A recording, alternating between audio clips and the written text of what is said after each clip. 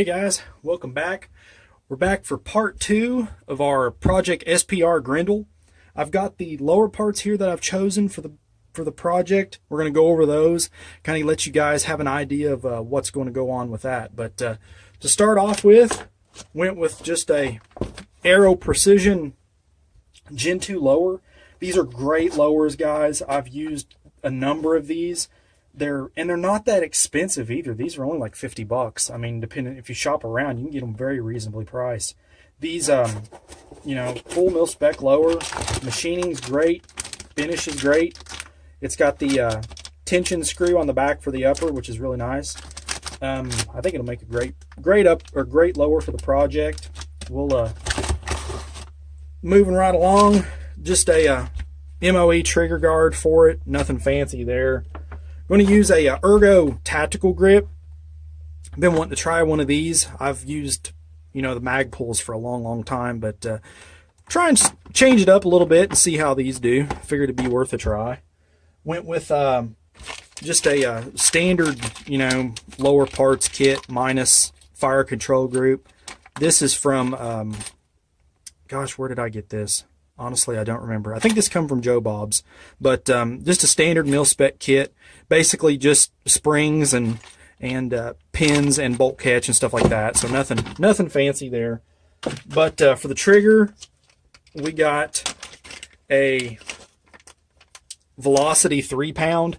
These things are awesome. These are like $120, and I mean, they feel amazing. So I think this is going to help our SPR Grendel definitely achieve some potential accuracy nonetheless. But we got one of those. Set of CMC anti-walk pins. I like to use anti-walk pins when I do a drop-in trigger. That's just me. For just a standard, mil spec, nothing fancy buffer tube kit. Nothing fancy there. For the stock, I found. Now this will be a kind of a in-gun review for this as well, but I'm sure you guys have seen these. This is a knockoff. I won't lie. It's just a chunk of aluminum, but we're going to see how well it'll hold up. I got this for like $50. The real thing is considerably more expensive. The biggest difference I can tell between this and the real thing is the padding for the cheek rest is very generic. And the buttstock is hard plastic, where the real ones are a little bit softer rubber. So we may have to change that out. But overall, the money saved in this, I think it'll do fine. We'll, test it out and see what happens with it. But, we'll see what goes. It works. I mean, we'll just have to see. But for the scope, I'm going to go ahead and do the scope choice in this as well. We went with a Nikon ProStaff 5, one of the 4.5 by 18s. The reason I went with this scope, guys, was two reasons. One being we wanted to go with a lighter weight optic, just due to the philosophy of the build, being an SPR. Something that you can range out with, but it's not going to kill you if you want to hoof it around. This scope here, like I said, all the way up to an 18 power. This uses their BDC reticle, but this thing is light. I think this thing is only like 20 some ounces. Here, we'll break out the scale just to see.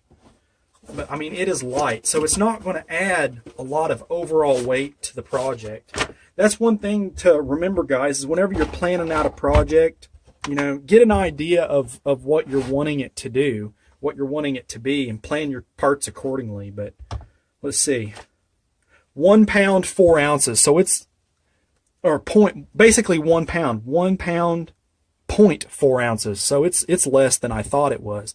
That's less than 20 ounces. That's a pinch over 16 ounces, guys. That is amazing. And we're gonna go for the mount. We're gonna use went back to Aero Precision, and we're going to use one of their lightweight cantilever mounts. So both of them, 1 pound, basically 4 ounces for that entire setup. And we've got an 18 power optic with BDC reticle, so we should have no problem at all ranging out with that setup. But overall, I think this is going to be an absolute blast to shoot. Definitely stay tuned for part 3 as we get it out on the bench and let you guys see how it performs. We'll definitely get some suppressed shooting with it too. I know you guys like seeing that stuff as well. But if you guys got any questions on this, on part 2, please let me know. Or any of the part selections. Be glad to post links if you guys need them or want them. Please give this video a like, subscribe to the channel as it really does help. And as always, fellas, shoot straight. Later.